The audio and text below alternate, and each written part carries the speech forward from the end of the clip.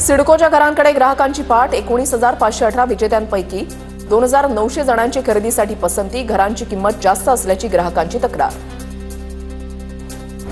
दादरमधील कबूतरखाना हलवण्याच्या हालचाली मंदावल्या, कबूतरखान्यासंदर्भात स्थानिक रहिवाशांची बैठकही अद्याप होईना।